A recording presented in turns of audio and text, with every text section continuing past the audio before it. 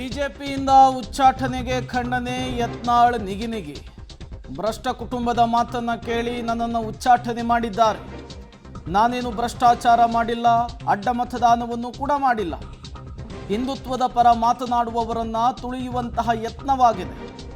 ಪರೋಕ್ಷವಾಗಿ ಬಿಎಸ್ವೈ ವಿಜಯೇಂದ್ರ ವಿರುದ್ಧ ಮತ್ತೊಮ್ಮೆ ಕಿಡಿಕಾರಿದ್ದಾರೆ ಯತ್ನಾಳ್.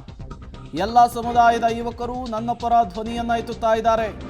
ಹುಬ್ಬಳ್ಳಿಯಲ್ಲಿ ಬಿಜೆಪಿಯ ಉಚ್ಚಾಟಿತ ಶಾಸಕ ಯತ್ನಾಳ್ ಹೇಳಿಕೆಯನ್ನು ಕೊಟ್ಟಿರುವಂಥದ್ದು. 6 ವರ್ಷಗಳ ಕಾಲ ಬಿಜೆಪಿಯಿಂದ ಉಚ್ಚಾಟನೆಗೊಳಗಾಗಿದ್ದಾರೆ ಯತ್ನಾಳ್. ಉಚ್ಚಾಟನೆ ಆದಾಗಿನಿಂದಲೂ ಕೂಡ ವಿಜಯೇಂದ್ರ ವಿರುದ್ಧ ಬಿಎಸ್ ಯಡಿಯೂರಪ್ಪ ವಿರುದ್ಧ ನಡೆಸ್ತಾ ಇದ್ದಂತಹ ವಾಗ್ದಾಳಿಯನ್ನು ಮತ್ತಷ್ಟು ತೀವ್ರಗೊಳಿಸಿದ್ದಾರೆ. ಮಠದಾಗ ನಿಂತೀವಿ, ನೀವು ದುಷ್ಟರ ಹೆಸರು ತೊಗೋಬೇಕಾದ್ರೆ ಹೊರಗೆ ನಡ್ರಿ ಹೇಳ್ತೀನಿ, ರಾವಣ ದುರ್ಯೋಧನ ಯಾರದ ಈ ಕುಟುಂಬದಿಂದ ಮುಕ್ತ ಆದ್ಮ್ಯಾಗ ಹೋಗ್ತಾನೆ.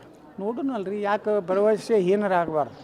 ರಾಜಕಾರಣದಾಗ ದೇವರಾಜ ಅರಸರ ಫ್ಯಾಮ್ಲಿ ಎಲ್ಲಿ ಐತ್ರಿ, ಎಸ್.ಎಂ. ಕೃಷ್ಣವ್ರ ಫ್ಯಾಮ್ಲಿ ಎಲ್ಲಿ ಐತಿ, ಜೆ.ಎಚ್. ಪಟೇಲ್ ಫ್ಯಾಮ್ಲಿ ಎಲ್ಲಿ ಐತಿ ನನಗೆ ಹೇಳ್ರಿ.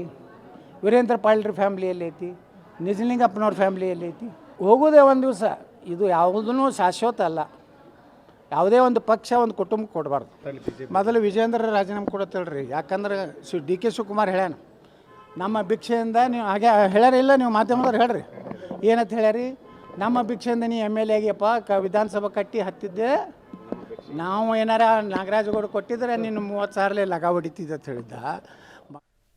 ಯತ್ನಾಳ್ ಅವರು ಬಿಜೆಪಿಯಲ್ಲಿದ್ದಾಗಲೂ ಇದೇ ಕತೆ, ಬಿಜೆಪಿಯನ್ನು ಬಿಟ್ಟು ಹೊರ ಬಂದ ಮೇಲೂ ಇದೇ ಕತೆ.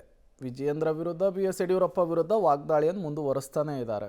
ನೋಡೋಣ, ಬಿಜೆಪಿಯಿಂದ ಹೊರಬಂದ ಮೇಲಾದರೂ ಯತ್ನಾಳ್ ಅವರ ಬಾಯಿಗೆ ಲಗಾಮ್ ಬೀಳಬಹುದು ಅನ್ನುವಂತಹ ಮಾತುಗಳಿತ್ತು. ಬಟ್ ಅದು ಸತ್ಯ ಆಗೋ ಹಂಗೆ ಕಾಣಿಸ್ತಾ ಇಲ್ಲ, ಎಲ್ಲಿಗೆ ಹೋಗಿ ನಿಲ್ಲುತ್ತಿದ್ದು ಅಂಥೇಳಿ.